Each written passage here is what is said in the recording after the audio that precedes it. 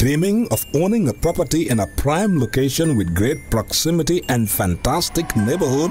EJ Investments Sanyang Seaview Estate is the best choice you have been waiting for. Our Sanyang Seaview Estate is approximately 15 minutes drive away from the busy hub of Brusubi roundabout and into the heart of nature, where you can have a peaceful and relaxed lifestyle with your family. You can buy a finished 4-bedroom story with 5-year flexible payment plan or a service plot with 2-year payment plan option. With over 300 homes, you will enjoy big tar roads with covered drainage, modern electrification with solar street lights, gated entrance with security post, and a breath-catching experience of our beautiful sea view and lake view. You can own a home today at our Sanyang Seaview Estate. Call us today on 446-4838 or 325-9220. Visit our website on ejinvestments.net.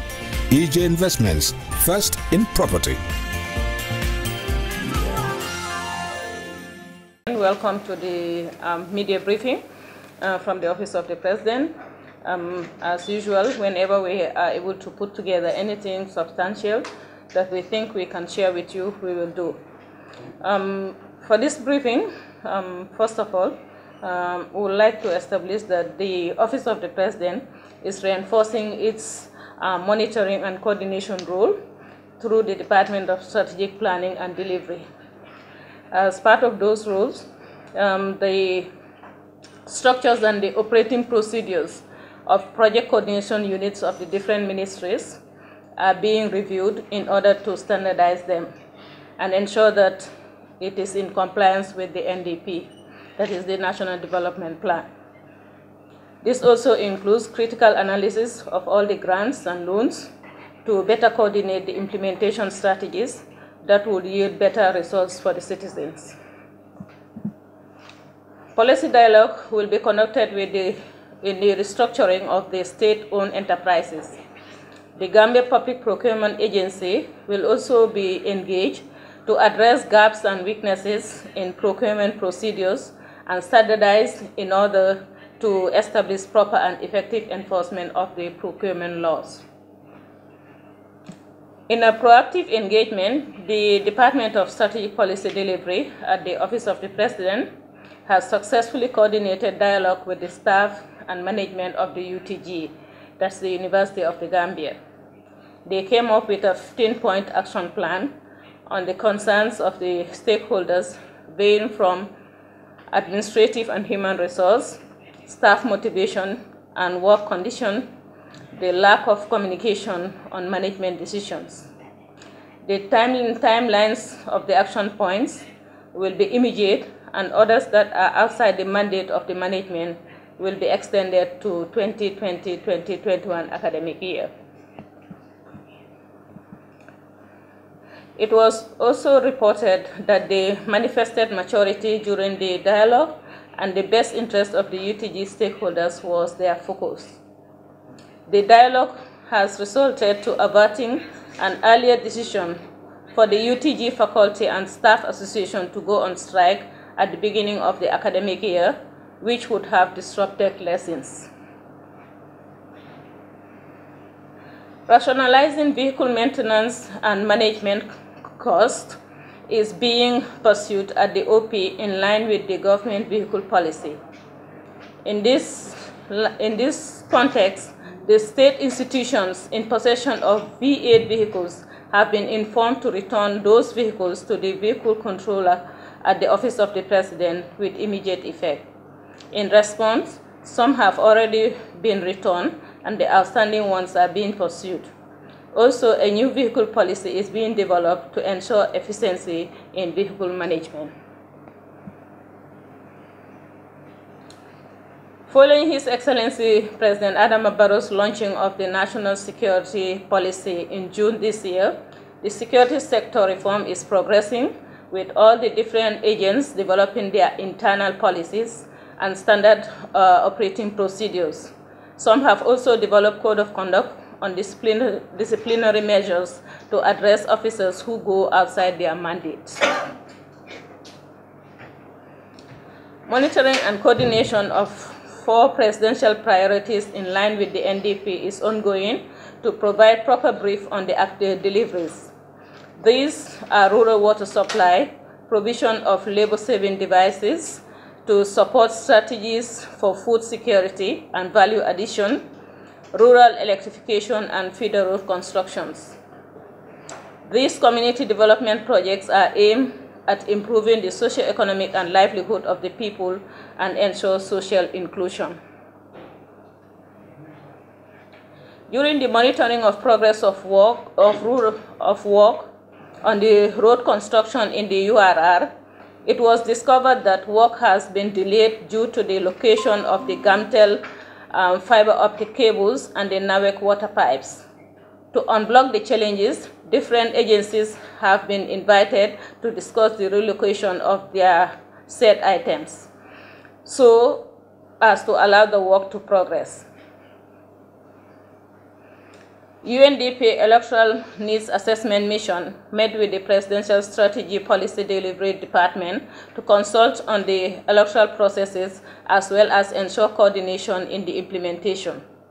The aim is to have a master plan that will take into cognizance the timelines and compatibility of the electoral laws to the new constitution being developed, submission of the CRC report, other processes such as cabinet review of the CRC report when it is submitted, the input of the National Assembly and other related institutions, the registration of voters, and the referendum on the new constitution. These processes will go parallel to the review of the institutional arrangements for national identification documents, awareness raising, capacity building, and electoral staff to promote civil rights in a society that respects the laws and the national constitution. All is to ensure better coordination of the parallel activities being undertaken. Consultations with stakeholders in the relevant government ministries and civil society are ongoing to review the United States report on human trafficking in the Gambia. President Barrow's 3 days visit to the state of Qatar has resulted to signing of agreements and memoranda of understanding in various areas, including customs, satellite networks regulation, public prosecution, legal fields, and in the field of youth and sports. As the procedures will have it, the details of the arrangements would be presented to the National Assembly by the relevant ministries. Aside from the signed documents, the President was informed of the outcome of a bilateral meeting between the Minister of Information and Communication of the Gambia and the Qatar Media Corporation. The Qatar government, in support of the Gambia to bid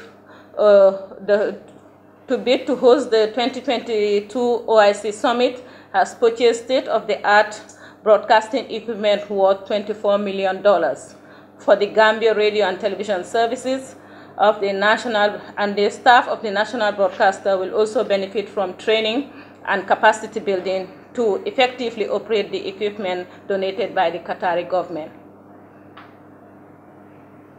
The public is informed that His Excellency President Adama Barrow supports the government white paper on the concerns and recommendations of the Janneh Commission report. Regarding the resignation of some of the staff at the OIC local secretariat, their appointments were contractual, and in any contractual agreement, any one of the parties can decide to leave at any time once a written notice is provided. The board will decide on filling the vacancies that are available. On the diplomatic passport saga, President Barrow is aware and has assigned a full investigation into the matter, which is already ongoing. To encourage young people in the area of sports, the President met with the participants of the 12th African Games in Morocco and officials of the Ministry of Youth and Sports to congratulate them, following up on the cabinet decision to award the gold medalists and the other members of the team. President Barrow presented 11 title deeds of the landed properties to each of the volleyball and athletes, gold winners, and pledged $50,000 to other sports persons who were part of the teams. His Excellency will address the National Assembly tomorrow at 10 a.m. as part of the annual national address to the National Assembly tomorrow at 10 o'clock. Thank you very much, and this is what I have. If there are issues that we need to discuss, we can go ahead. And I work for the Point newspaper. Coming into the issue of the Ghana Commission report, when the commission was presented to the President the 29th of March 2019, the President vowed to implement the full recommendation of the Commission. And we have seen that, the recommendations, some of the recommendations that were made by the Commission was that, the Chief of Protocol and the Minister of Finance should be dismissed. So, and we have seen that, the government white paper have cleared, them. So, could we explain as to why that happened? No, it is the Ministry of Justice that gives legal advice, and they start at Cabinet and to discuss each of the recommendations that were presented to the Cabinet, and that is how they came out with the white paper. So white paper represents the decision that has been taken after discussions were held at the Cabinet level. So that will be the decision that has been taken. Kerr, Fatou. My question is about the diplomatic pass saga. Regarding the leakage of the diplomatic pass, we have seen 3 members of BYM having the passport, and they are identified as business executives. Isn't the president worried about the fact that his office is calling people that are ordinary citizens business executives, meaning creating an image for these people that do not exist, thereby committing a fraud?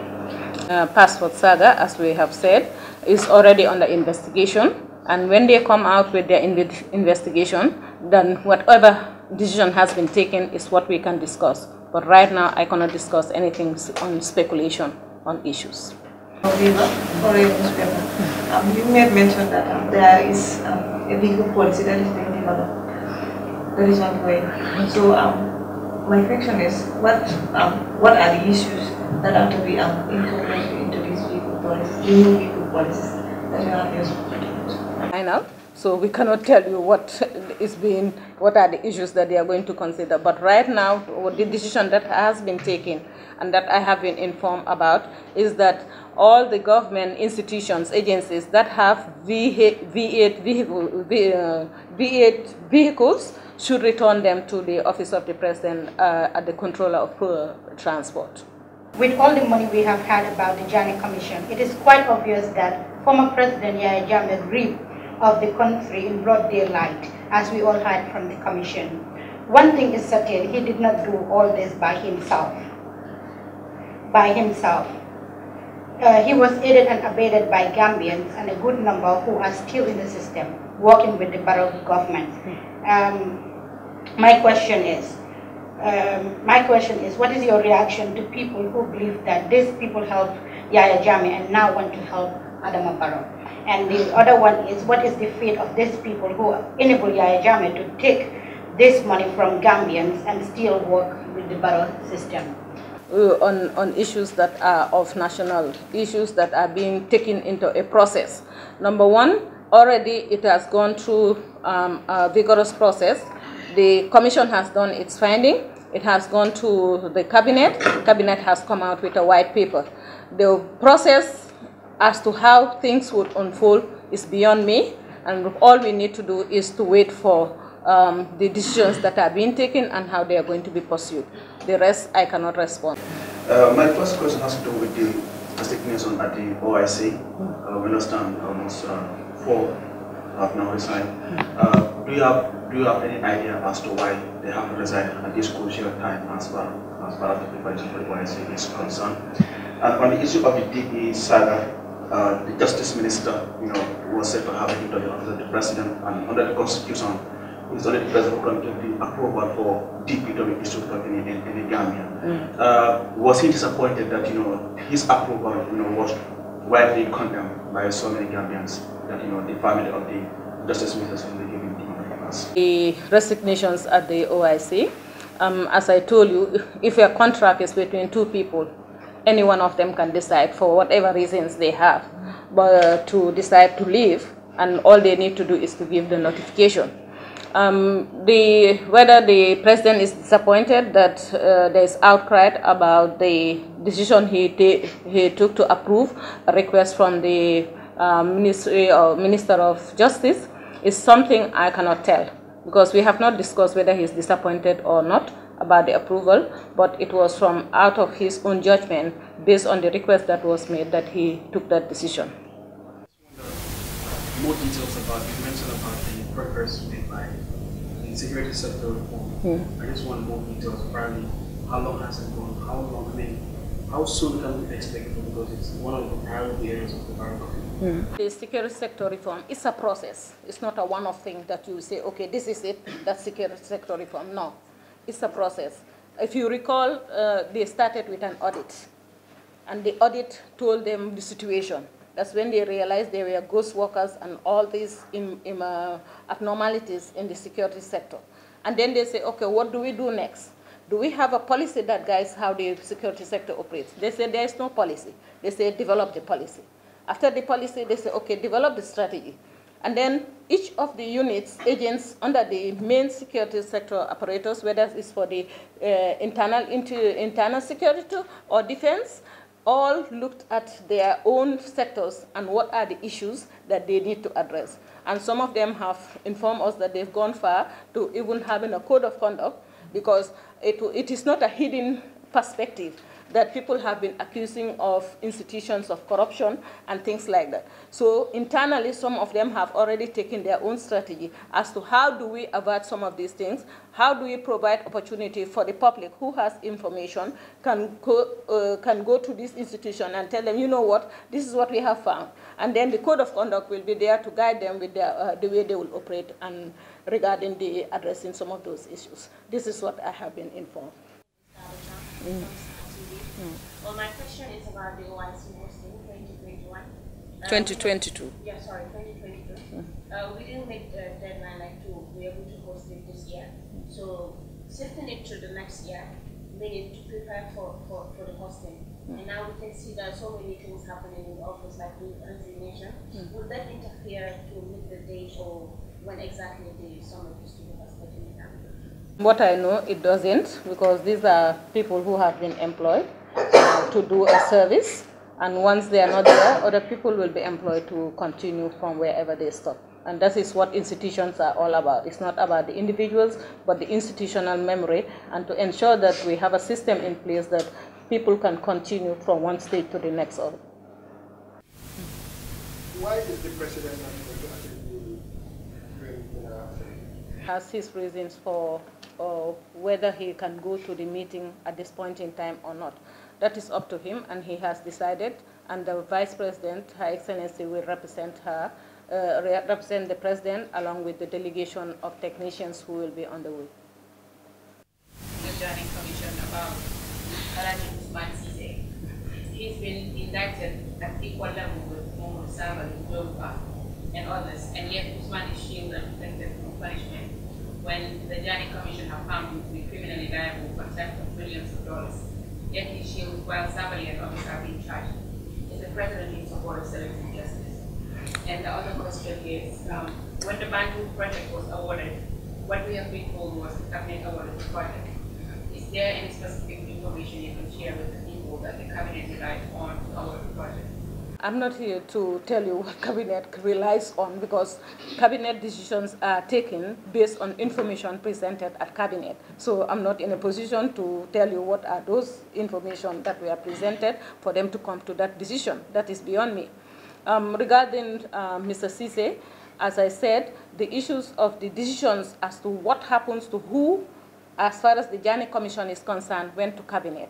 And cabinet came out with a decision, and that decision is in the white paper, which is available. Maybe you can go through to find out what their decisions were and why they took those decisions. Thank you.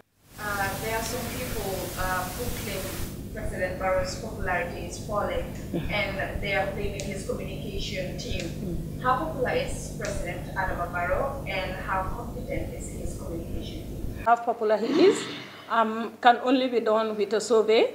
And the last time we had a survey by the Barrow, Afro Barrow, I think the figure is out there. He was highly rated high in terms of how people perceive him. With regard to his communication team, for us as professionals who are working as communication officers in the office of the President, the first thing we look out for, what are the facts we have? Do we have enough information to go out to the public? Why do I have to call all these media houses just to come and stand here and not give them any information? So for us, we only communicate when we have relevant and factual information that we need to communicate to the masses to, then they will be shared. And maybe it depends on how you see communication, because almost every day from the office of the president, you either have a press release or you have a social media post indicating what is going on here. And that is different from the other efforts we are putting together. Every 6 months, we try to produce a 6-month newsletter to give an overview and a historic context of what is happening so that people will have access to this information. Apart from that, we are trying to do interviews as much as possible. We reach out to the local radios whenever they call us, or when we feel that we have something to share with them, we go out.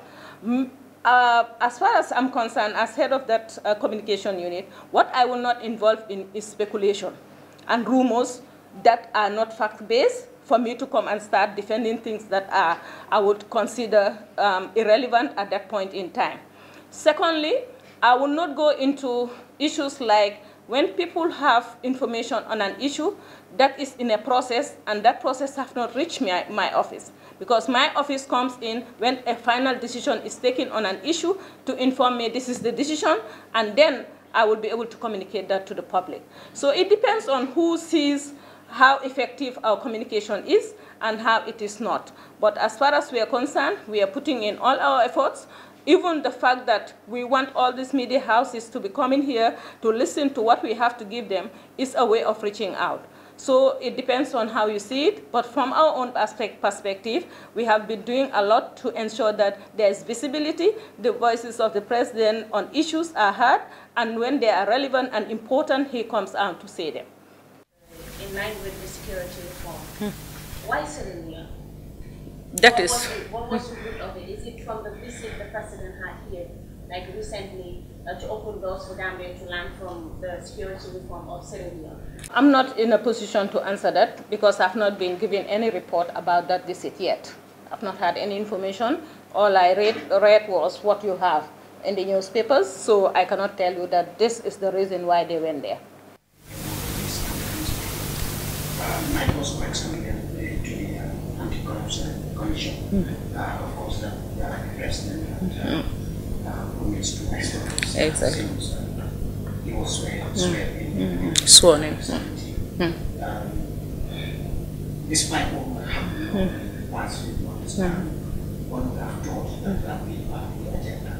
How far have the government towards establishing a commission? As we have seen, what the Journey Commission alone have revealed about what Journey has done in this country, what establishing an anti-corruption commission. I don't know how far is the administration towards that regard.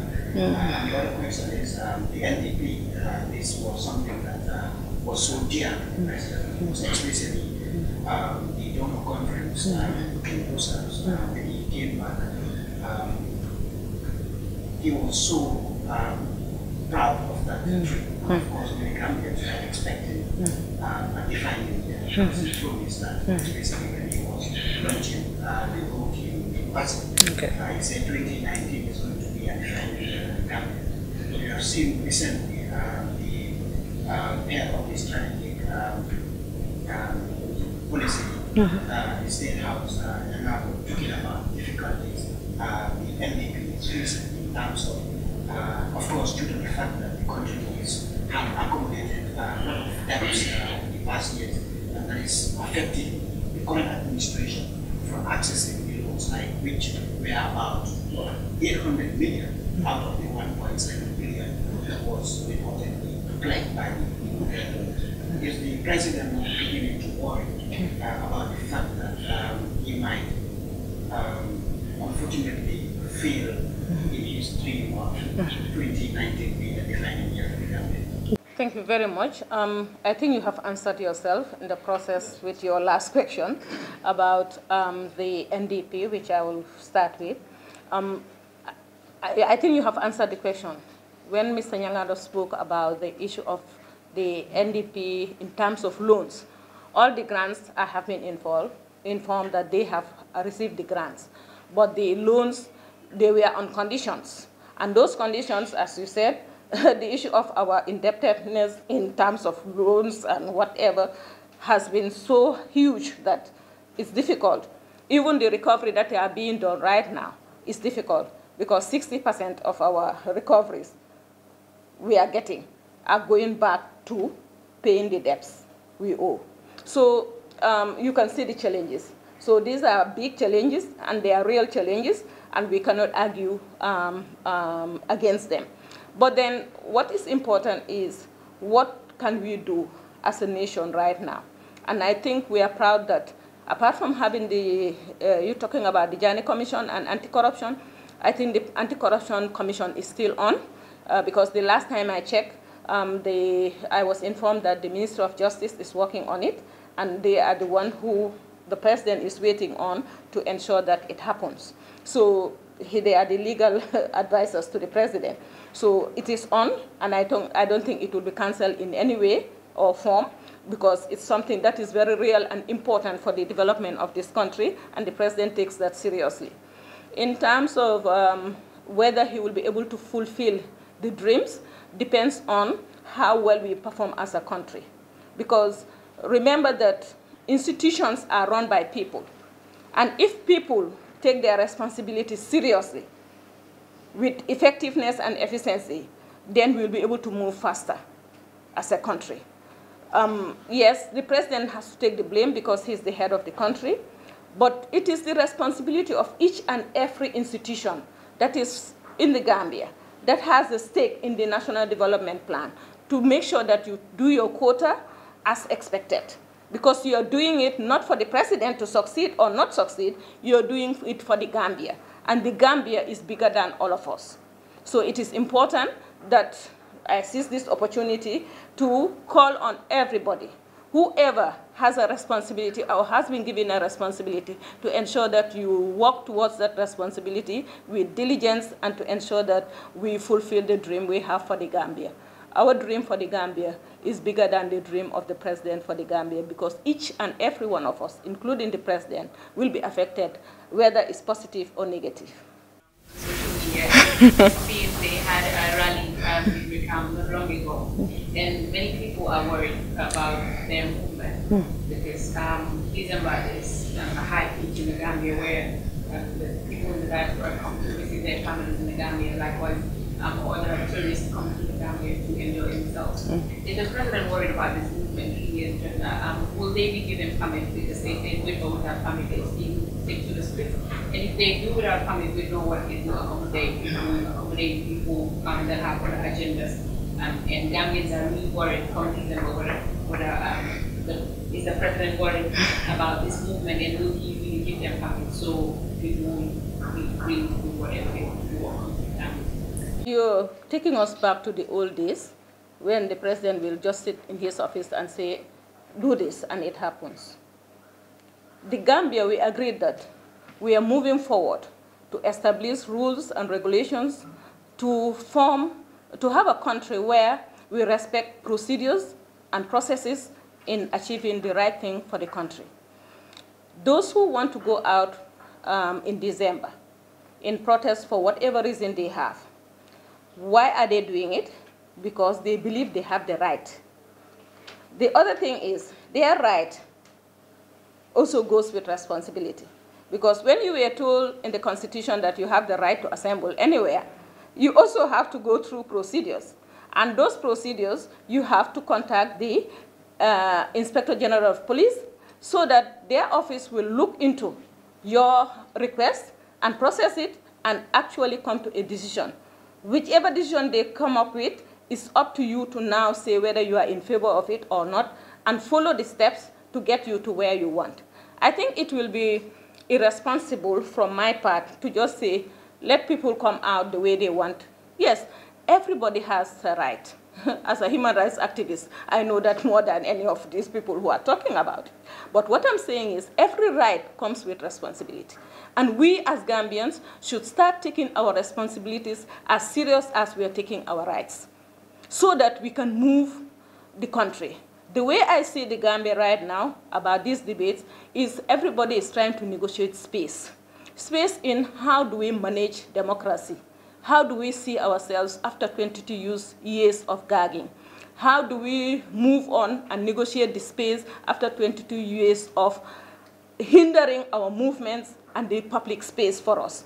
So it is a negotiating space, and but also it is an important time in our history where the government and the civilians will be continuing to negotiate the space in a way that will be within the rule of law.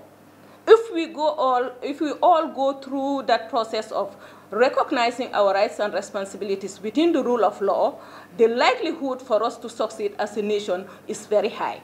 So it's not about what the president thinks or not think right now.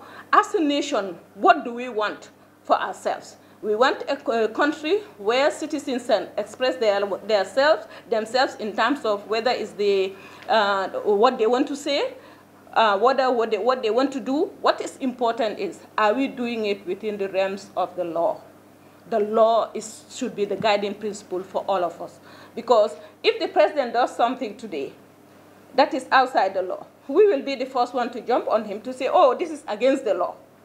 So why is it then, as citizens, we want to do things against the law?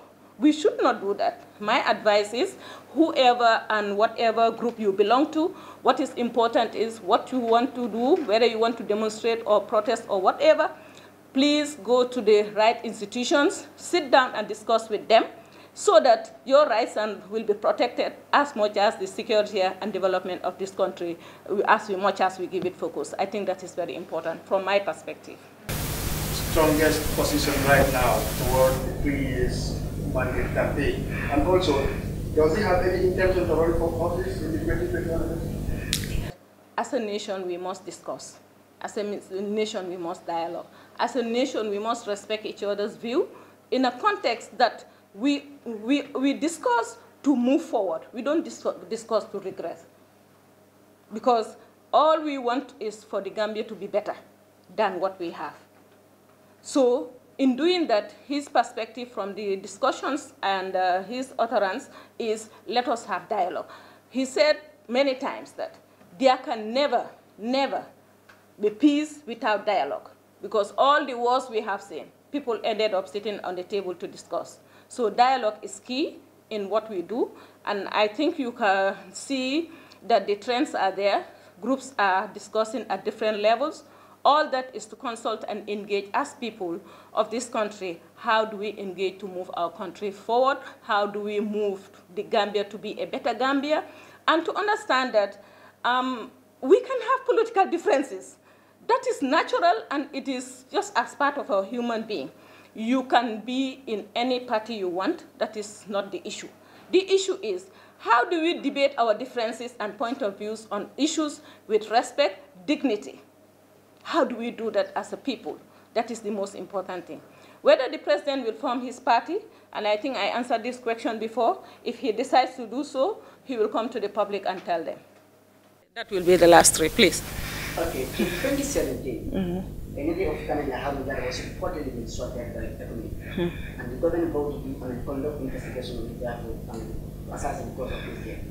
When is this investigation going to be out? The police says, they have conducted the investigation and sent the file to the Ministry of Justice. The Ministry of Justice says they did not receive any file. So if it is not reached our office, I cannot discuss it. What happens in between, I think you'll have to follow up with the Ministry of Justice and the police to tell you more about that. I want to ask a question. Of course, buying your idea that this is a new Gambia, we should not expect the president to put his mouth on the title or do things actually being done on the former president. When it comes to the issues of diplomatic class, we know investigations are going on. These investigations, the difficult part of it would be those who obtain it, those who obtain it without going through the president. Yeah. That's the main issue. We know that. But people like the government, we know these people, they crisscross the state house most of the time. I found that here once or two, they come here, and there is high likelihood that of course, the president was aware that they obtained this pass. And as the lady said, the descriptions in their diplomatic pass shows that they are business executives. What stops the presidency from coming out when the people were making noise about these people to explain why they were given this pass and the reasons behind it? You understand, the minister, of course, explained all what happened when it comes to the passports that were given to his family. He explained that he went through the right channels, and of course we understand the law gives the president the power to give it to anyone he feels like. But again, coming back to what you just have said, is he going to do it as maybe Jammeh was doing things anyhow he feels like, without considering the general interest of the Gambian people, the general interest of the document that he's given out to people who are just ordinary citizens like me, who almost have no, they're not representing the Gambia at any level. This is a youth movement that is only, of course, working on his interests. There's no doubt. So the interest of the president is not the interest of the country, not necessarily. But are they Gambians? I'm not coming to justify anything here. I'm just saying that the discretion to give these passports at the point in time is with the president at when it was given. The ones that are under investigation, I do not know the details, and I don't want to do any assumption about it. What I would advise is wait for the results of the findings. Whatever they come out with, and we have a responsibility to share it, then we will share it. That's all I can say right now. And I take the final one. My question is the president not worried about seeing information leaking all the time on social media? All the time we are seeing documents that are not in the public, but then people see it on social media. I'm not aware of that. Worried. It's not about what the president is worried about or not. As an official who has been employed to serve the country, you have a responsibility. If you negate that responsibility, thinking that you can take information out in the public in the wrong way, then whose responsibility is that? It is you, the officer, who have done that. And I think it is our collective responsibility to ensure that when we look at things and we feel that, I think right now, no officer can complain that they don't have the opportunity to discuss issues that can come out in the public, because we are always available to discuss issues and bring them out the right way so that people know what is going on. If there are questions we cannot answer at that point in time, we will always say it. There's nothing to say, I don't know. But if we can find out and get the information, we will share it. So the idea of publicly embarrassing people, for me, is really a difficult situation for me, because I don't think a matured person who has been given the responsibility to take care of a service to the nation should act irresponsibly. So it's difficult to know who does these things, but what is important is whoever does it should bear in mind that you have a responsibility. Today, you may not be in a position of authority and you think you can do that to embarrass authority. Remember, tomorrow you may be in a position of authority, whether you would like people to do that to you. We have to be very responsible the way we act, not to just be, have some form of hatred for a person and say, I'm going to embarrass you. No. I think what is important is for us to be able to accommodate. As Gambians, we should be able to accommodate differences. We should be, in terms of our opinions, in terms of what we do. If we have a very strong position, discuss it with the people who are responsible and then address them. And this has been happening, and we are doing that almost on a daily basis to make sure that if issues come up, we sit down, discuss it, and then say, this is what are the facts about it. We bring them out so that the public will know what is going on. For me, that is what I have to say. It's not whether the president is worried or not worried. What is important is each and every Gambian in a position of responsibility should take that responsibility with seriousness, with dedication, with steadfastness, to ensure that we are doing the right thing for the country, and the country is for all of us.